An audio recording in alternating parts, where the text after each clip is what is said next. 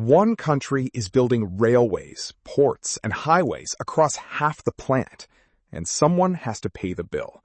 This is China's Belt and Road, over $1 trillion in projects since 2013. 150 countries, 3/4 of the world's population. It's the biggest building project in human history. Let's start in Africa. Kenya got a $3.8 billion railway from Mombasa to Nairobi. 90% of it was financed by a Chinese bank. Ethiopia got one too, connecting a landlocked nation to the sea. New ports, new roads, new power plants.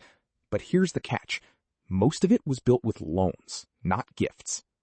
And loans come with interest. Kenya's trains carry less cargo than planned, so the railway earns less, while the debt keeps growing. Zambia and Ghana? They ran out of money completely and defaulted. Today, around a dozen African nations are in serious debt trouble. Now jump to Southeast Asia. Laos got a $6 billion railway, linking it straight to China. It boosted trade and tourism.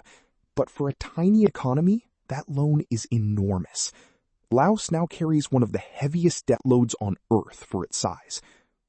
Indonesia got the region's first high-speed train, Jakarta to Bandung, in 45 minutes. The price? It was supposed to cost $5.6 billion. It ended up costing $7.4 billion. And fewer people ride it than anyone predicted. Meanwhile, Malaysia and Thailand looked at the fine print and renegotiated. Same builder, same money, same question. Can these countries pay it back? So why did they sign at all? Simple. Nobody else was offering. Western banks said these projects were too risky. China said yes. Some call it a debt trap. They point to Sri Lanka, where a struggling port was leased out for 99 years. But many researchers disagree. They find failed projects, not a master plan. Others say it was the only money on the table. And here's the twist. In 2025, China's new money is flowing to Africa more than ever. Here's the truth. Infrastructure can transform a nation, or bury it in debt. The difference? Whether what gets built pays for itself. So next time you see a shiny new railway on the news, ask one question.